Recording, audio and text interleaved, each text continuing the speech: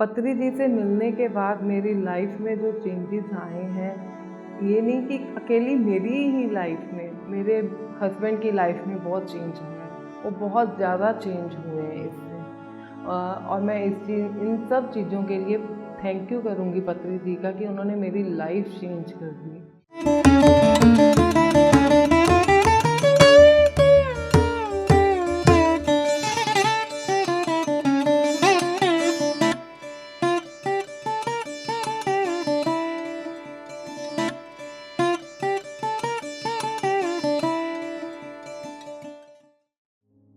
नमस्कार, मैं पूजा, अमृतसर पंजाब से।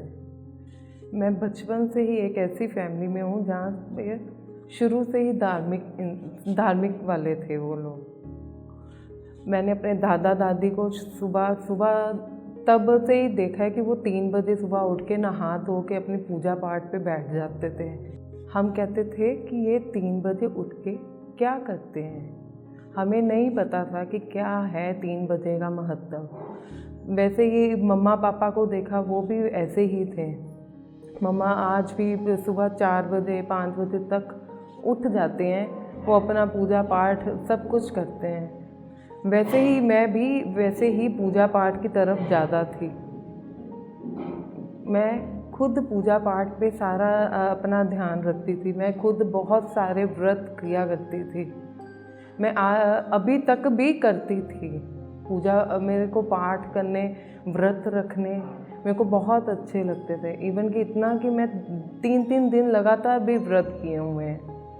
पर फिर ऐसे ही फिर एक दिन इसके बाद मेरी शादी हुई। शादी के बाद थोड़ी सी कि वही फैमिली चेंज होना, एटमॉस्फेयर चेंज होना, थोड़ी सी सेटलमेंट में टाइम लगना। फिर मेरे को मेरी मासी ने बताया कि ब्रह्मा कुमारीज़ का। फिर हम वहाँ पे जाना शुरू हुई ब्रह्मा कुमारीज़ में। वहाँ पे भी बहुत ज्ञान मिला, पर वो इनकम्प्लीट था। मेरा बेटा 2 साल का था, उसकी आई में सेल्युलाइटिस हो गया। मैंने अमृतसर में कोई भी डॉक्टर नहीं छोड़ा। हर डॉक्टर ने अलग अलग बात करनी कि इसकी आँख निकालनी पड़ेगी, इसकी आँख में कंचा डालना पड़ेगा, कंचे वाली आईज़ होगी। मैं बड़ा परेशान रही 2-3 महीने, बड़ी परेशान। मैं रोती रहती थी, ये क्या बन गया है, ये क्या हो गया है इसके साथ। मेरा ही बेटा क्यों, मेरा ही बेटा था बस। पर बड़ी परेशान, कोई डॉक्टर नहीं छोड़ा मैंने अमृतसर का। कि मैं खुद 2 महीने अपने बेटे के साथ हॉस्पिटल में रही हूँ। कि बड़ा ही टफ था कि वो इतना परेशान हो गया मेरा बेटा कि वो रोता था कि हर टाइम उसके सिरिंजेस लगनी, कभी हिल जाती थी तो वो पूरे बेचारे के पूरे शरीर में ही निशान थे उस टाइम पे। तो कभी कहीं पे कभी कहीं पे। फिर 1-2 महीने बाद डॉक्टर ने बोला कि इसका ऑपरेट करना पड़ेगा। तो मैं बड़ी परेशान, उस रात मैं बड़ी परेशान। मैं कहा बड़ा छोटा सा बेटा है, ऊपर से कंची आईज़, बड़ी परेशानी वाली बात है कि अभी तो छोटा है, सारी उम्र पड़ी है, कैसे लोग बड़ी बातें करते हैं कि ये कैसा है। तो फिर मैंने रात को रो के बड़ी परमात्मा से प्रार्थनाएं की कि मेरा बच्चा बड़ा छोटा है, उसका बस परमात्मा आपके हाथ में ही है। ब्रह्मा कुमारी में बाबा को बोलते थे, शिव बाबा। तो मैं उन्हें बोलती थी, बाबा आपके आगे मैंने छोड़ा, आप ठीक करो इसको। अब ऑपरेशन तो बहुत बड़ी बात है, तो बस आपने ठीक करना है। अब आपके ऊपर मैंने छोड़ दिया, जैसा भी है आपने जो करोगे उसके लिए अच्छा ही होगा। सुबह मैं उठी हूँ, मैं अपने बेटे को उठाया कि ऑपरेट के लिए लेके जाना है। इतना मिरेकुलस था वो दिन कि उसकी आई से खुद ब खुद सारा रेशा खुद ही निकल गया, वो बिल्कुल ठीक। मैं सुबह उसको डॉक्टर पास लेके गई। डॉक्टर कहता है ये तो मिरेकुलस है, मिरेकल हुआ है आपके साथ, क्योंकि इसकी आई बिना ऑपरेशन के ठीक हो ही नहीं सकती थी। ये चीज़ मुझे तब मिली, मेरे को तब बड़ा अच्छा लगा। मुझे तब इतनी नॉलेज नहीं थी इन चीज़ों की, पर मुझे खुशी थी। मैंने थैंक्स किया बाबा को कि बाबा आपसे प्रार्थना की पर मेरे बेटा ठीक हो गया है। उसके बाद फिर थोड़ा आगे फिर छोड़ दिया ब्रह्मा कुमारी। फिर थोड़ी और फिर फेसबुक पे ना डॉक्टर शिवांगी आते थे, फिर मैंने उनको सुनना शुरू किया फिर उसके बाद मैंने सद्गुरु का सुनना शुरू किया। फिर मुझे फिर बताया मासी ने, बहनों ने कि नहीं ये JTTP ज्वाइन कर, ऐसे है ये सारा। तो फिर मैं इस तरफ चली। तब मैं ध्यान पे बैठती थी ना, तो मैंने मेडिटेशन पे आंखें बंद करनी और जो दिमाग में चलना शुरू होना, मैंने कहा ये तो अलग ही कहानी है। इतना शोर, इतना तो ट्रैफिक में शोर नहीं होता जितना इसमें दिमाग में शोर चल रहा है। बड़ी परेशान, मैंने कहा कहाँ से इतना शोर। कभी मैं सोचती हूँ मैं इतनी बातें नहीं सोचती, पर पता नहीं कहाँ से बातें आ रही दिमाग में। वो आधा पौना घंटा बैठना, पर सिवाय शोर के मुझे कुछ नहीं मिलता था कि इतना शोर था। थोड़ी देर चलती रही ऐसे, ऑन ऑफ चलता रहा। फिर मेरे को अपनी प्रॉब्लम आई कि मैं डॉक्टर पे गई, उसने बोला कि अल्ट्रासाउंड करवाओ। मैंने अपना अल्ट्रासाउंड करवाया तो उसमें निकली, उसने बोल दिया कि आपको कैंसर है। बाय चांस उस दिन मैं अकेली चली गई अल्ट्रासाउंड। मैं तो वहाँ पे बैठ के रोने बैठ गई। हाय मेरे बच्चे छोटे, हाय मेरा बेटी बहुत छोटी है, मेरी बेटी का कौन करेगा, मेरे बच्चों को तो मेरी ज़रूरत है। उतनी देर में मम्मा का फ़ोन आ गया, मैं रो रही, मम्मा क्या हो गया। मैंने कहा मम्मा ऐसे ऐसे बोला है उसने। तो मम्मी वहाँ पे बैठ के रोने बैठ गई, हाय की हो गया मेरी कुड़ी को। तो फिर मैंने अपने हस्बैंड को फ़ोन किया, मैंने कहा जल्दी से आओ, डॉक्टर ने ऐसा बोला है तो मेरे साथ चलो डॉक्टर पे, हम एक बार ना डॉक्टर की ओपिनियन लेते हैं कि क्या कहता है वो। मैं गई डॉक्टर पे, तो उसने बोला आपको कैंसर नहीं है, आपके सिस्ट और फाइब्रॉइड है, आपको ऑपरेट की ज़रूरत पड़ सकती है। फिर मैं घर आई, थोड़ा शांत हुई। फिर मम्मी ने बोला, सब ने बोला कि नहीं तू ना मेडिटेशन कर, तू मेडिटेशन कर, तेरी हीलिंग हो जाएगी, तू कर तो सही। पर वही प्रोसेस कि मेरे तो दिमाग में शोर ही बड़ा चलता है कि मैं मेडिटेशन कैसे करूं। पर धीरे धीरे फिर सेटल हो गया कि नहीं, शांत होना शुरू हुआ, कम होना शुरू हुआ ये सारा शोर। फिर थोड़ा सा, फिर नेक्स्ट टाइम जब मैंने अपना दोबारा से अल्ट्रासाउंड कराया, मिरेकल था कि कुछ नहीं निकला, कुछ भी नहीं निकला उसमें। अब डॉक्टर ने बोला जो है वो माइनर सी है कि ऑपरेट की नीड नहीं है। मैं बड़ी खुश, फिर मेरे को लगा थैंक्स गॉड कि बचा लिया, कि ऑपरेशन की ज़रूरत नहीं पड़ी।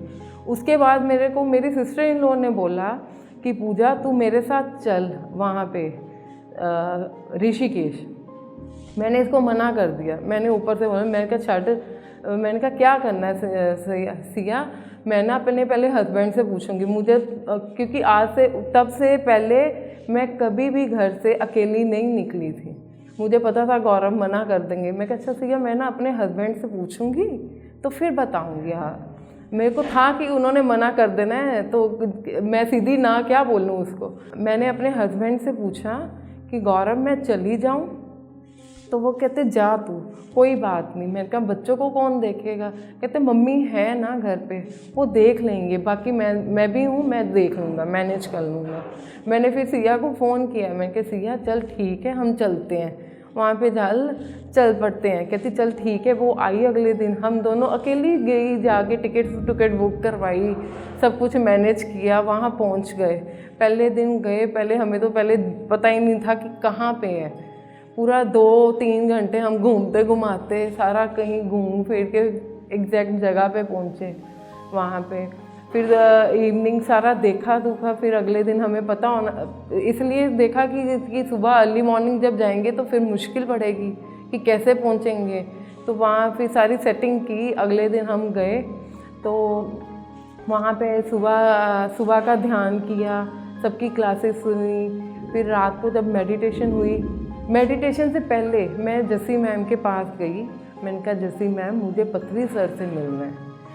वो कहते कि चल अगर तेरी किस्मत में होगा ना तू मिल नहीं, वो ना डाइनिंग एरिया में बैठे होंगे तो फिर मिल लेंगे, तो देख लेते हैं, चला मैं तेरे को लेके चलती हूँ। मैंने कहा हाँ जी ठीक है। मैं और सिया हम दोनों निकल पड़े मैम के पीछे पीछे। वहाँ पे गए तो उन्होंने वो डाइनिंग एरिया से अपने रूम की तरफ ही जा रहे थे। फिर मैम ने उनके जो सेवाधारी थे उनको बोला कि इनको जाने देना, तो वो मिला, अदरवाइज़ हमें नहीं मिलना था मौका। इस चीज़ के लिए मैं थैंक्स करती हूँ जसी मैम का कि उन्होंने मेरी इतनी हेल्प की कि मैं उनसे मिल सकी। वहाँ पे गए, मैं जब पत्री सर से मिली, मुझे नहीं पता था कि मेरी लाइफ 360 डिग्री चेंज हो जाएगी। ये मिरेकल था मेरे लिए वाकई कि मैं उनसे मिली, उन्होंने हाथ पकड़ा, मैं 10 मिनट तक हम एक दूसरे की आंखों में आंखें डाल के देख रहे थे।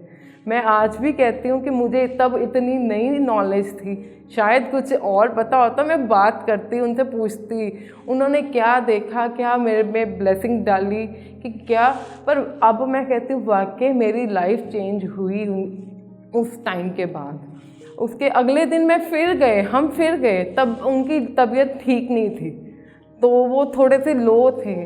थोड़ी देर गए हैं, मैंने फिर उनका हाथ पकड़ा है, वो फिर देख रहे हैं, पर मुझे बड़ा अच्छा लगा। मैंने घर वालों को फ़ोन करके बोला कि मैंने कहा जब मैं उनसे मिली ना, मुझे ऐसे लग रहा था जैसे मैं न्यूबॉर्न बेबी हूँ और वो मेरी माँ है और मुझे बड़े प्यार से देख रहे हैं। मैं कहा वो फीलिंग मैं आज भी फील करती हूँ, तो मुझे बहुत अच्छा लगता है कि बड़ा अच्छा लगता है कि वाकई वो फीलिंग थी। अब मैं जब वहाँ से आई, मैं 2-3 महीने मुझे अपने में चेंज नहीं दिखा।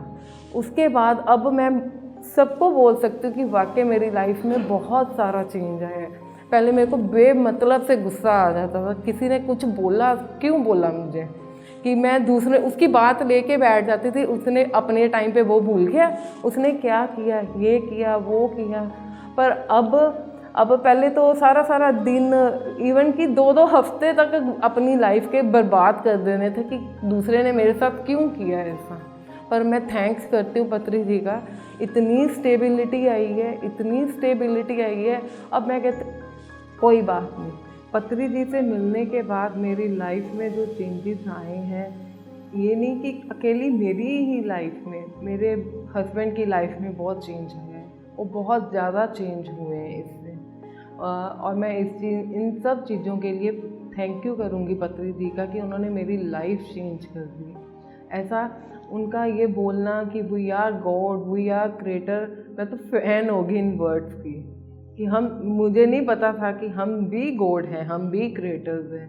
ये उन्होंने बोला, मेरे लिए बहुत ही मिरेकल वर्ड्स हैं कि वी आर गॉड। अब मैं हर किसी को बोलती हूँ कि हम वी आर गॉड। मैं इवन कि अपनी मदर इन लॉ को भी बोलती हूँ, माँ we are god, we are creator. हम जो बोलेंगे वो हो के ही रहेगा। नेगेटिविटी छोड़ दो, नेगेटिविटी छोड़ दो। अब जो हम बोलेंगे वो हो के ही रहेगा। आज नहीं होगा तो वो कल होगा, पर होगा ही। अब इन सब चीज़ों के बाद अब हमारा जो मासी और उन्होंने सबने मिलके अपना ध्यान अमृतसर जगत ग्रुप शुरू किया है, उसमें भी बहुत ऊर्जा है। वो रोज़ शाम को 4:30 से 5:30 बजे उसकी क्लास लगती है और उसमें बहुत सारी ऊर्जा है। मैं अमृतसर के लोगों को निवेदन करती हूँ कि रोज़ आया करें, क्योंकि ग्रुप में 100 तक मेंबर है पर आते 10-15 ही हैं। सबको रिक्वेस्ट है, सबके आगे रिक्वेस्ट है कि जुड़ो और अपना भी कल्याण करो। इससे किसी को कोई फ़ायदा नहीं है, किसी का अपना कोई सेल्फ फ़ायदा नहीं है, किसी के लिए नहीं है। अपने लिए तुमने करना है, अपनी आत्मा की ग्रोथ के लिए करना है। अब आप आओ, अपने लिए देखो, वो कोई दूसरा नहीं कर सकता जो तुम अपने लिए, अपनी आत्मा के लिए कर सकते हो। शुक्रिया, थैंक यू।